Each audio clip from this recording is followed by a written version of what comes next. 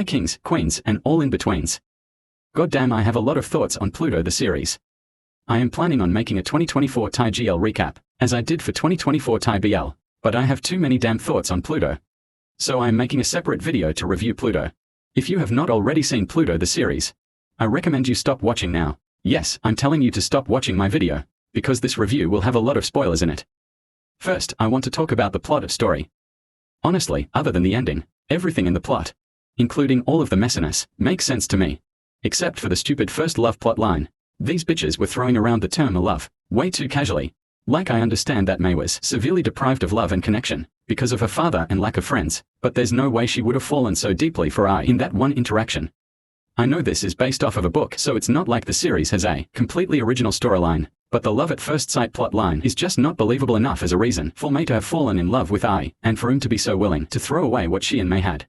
I do understand that has always felt inferior to I, so that exacerbates everything, but it still just didn't feel believable. Other than that, I like the story for the most part. I like the twins aspect, the blindness aspect, the complex characters, etc. But the first love aspect just didn't translate well and was not believable enough to drive the entire story, relationship, and conflict. Next, the writing. The writing, considering the existing pool of GLs, was pretty good. At first, the narration of everything kind of dragged me out of the intimacy of it all, but then I realized she was a writer and that it made sense.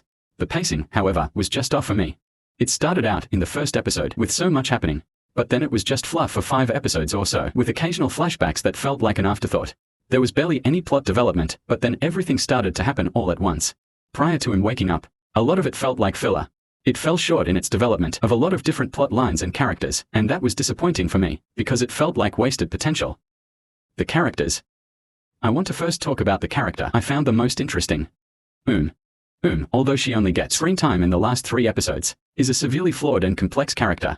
Her trauma, from family issues, her relationship issues, and from the car crash wedding night, all accumulate to her doing some morally questionable, toxic, and sometimes downright terrible things. The fact that she and I both believe that they are second to each other in everything is really interesting, especially since we only see I's perspective for the first 10 episodes. I feel for as she went through a lot of really difficult things. A lot of people are out here hating on her for making I choose, but fail to consider what she might have been feeling at the moment. 1. She felt like she was never loved by May, because May had only ever projected her feelings for IU and onto thinking she was someone she was not. 2. Her husband, fiancé, died tragically because of her, and she needed someone to blame, so she put the blame on May. 3. I always acted jealous of despite doing a lot for her, so to it manifested as I hating her, while all she ever wanted was a big sister who loved her. I wish she had told the truth to I and May once she found out that May never really loved her for her, but I guess there wouldn't have been a story then. I think despite the fact that she's only really in the show for 2 episodes, that she develops the most as a character. Next, May. May is also an incredibly complex character, who has done some questionable things, but she works really hard to repent and redeem herself. My favorite part of May as a character was her duality, her ability to go from a cold-hearted attorney to a soft-hearted lover. The fact that she's basically a mastermind of her and I's relationship is awesome. Hint hint for an upcoming FMV. I know this is the fault of the novel, but I'm yet again frustrated that they have a disabled character, and her disability magically goes away. This is so unrealistic, and paints the narrative that disabilities are not meant to be lived with and that they are inherently negative and diminish a person's value. I appreciate that the series discusses some of the difficulties of living with a disability, including the lack of universal design and the being looked down upon and pitted by others, but why did they have to take away her blindness? Would she not have been able to do everything she did if she was still blind? Would I not have loved her the same? I just wish we had stories with disabled characters whose disabilities don't magically disappear or are fixed by expensive surgeries that the majority of people cannot afford.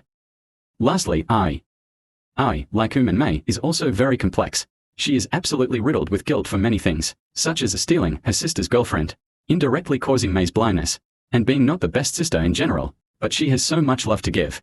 She is a very self-sacrificing character, which is not necessarily true of the other 2, who are both at times a bit self-centered, a bit more than May. I, as a character, throughout the series, develops in that she learns what she wants, but she doesn't really ever learn to love herself, which is a bit sad. I'd hoped that her relationship with May, and healing her relationship with would allow this to happen. But till the very end, she was incredibly self-sacrificing, and always put her happiness last. I really liked I just wish she was more honest with herself, and others, and better at communicating. Next, the side characters. Don't get me started on what a flop the development of pretty much every side character was. The only side character who I think got adequate development was Grandma Julian. Like, it sucks that it took OABM going into a coma for her to show Ai the love she always needed, but I don't exactly blame her, because we later learn how fragile is and how she needed constant attention and care, while Ai was able to survive on her own. I just wish Grandma had assured her that she was also loved, because Ai was also young and needed attention and care. Another character who I think was developed decently was Pitun. I appreciate how his complicated relationship with May's family was shown, as well as the expectations and restrictions placed on him. His love for May was really sweet, and I think his presence in her life was really important to her. Now, onto the lack of development and attention to characters I really wanted to be invested in. Ai's entire friend group was really adorable, and clearly important to her, but they never really built any of that up, and we had to make our own conclusions about them. Instead of the Ai-Mei filler, they could have spent time getting us invested in these characters, so when one of them was revealed to be paraplegic, we would have felt more for him. Additionally, if more of their strong relationships were shown, Kosol's beating up Mei for Ben's sake would have had a lot more emotional impact. And don't get me started on Pang. Girl had so much potential to be a very interesting character because of her love for Ai and her lack of love for her girlfriend, but I feel like they started to develop her as a character and then just abruptly stopped. I love the concept of the love triangle, but not a single character in it was developed or given enough backstory for us to actually care about them. Still, I wish Pimpangjan had happened because Jan and Pang being endgame made very little sense. Pim was robbed. She had zero conclusion. They could have at least brought Piploi in for a cameo and made them end up together, but no. Onto the acting. Okay, so Namtan and Film are actually geniuses, but especially Namtan. She's just such a seasoned actor, and the way she is able to pull off the twin thing so incredibly is astounding. Like, and May have zero chemistry, while Ai and May are literally the periodic table. Like, how does she do that? Film also is a natural. She's really outdone herself with this series, as she plays such a complex character. At first, I didn't love her portrayal of May, as it felt kind of fake, but she got realer as May got realer, which I now realize might have been the point. Both of them nailed the emotional scenes. Their fluffy scenes were super cute, and their intimate scenes were so beautiful. I'm really so proud of them, and I'm excited to see them again in Girl Rules. Now onto the ending. Contrary to popular sentiment, I enjoyed the 11th episode. I think it did what a lot of the series was missing, in that it was like a breath being let out. All of the secrets came out, all of the lies were exposed, all of the emotions that were compacted by the characters were vomited out, which may have been why most people thought it was a disaster. But I think it was better than most 11th episodes. If I were I would have chosen too, because 1. I love my sibling and family very much.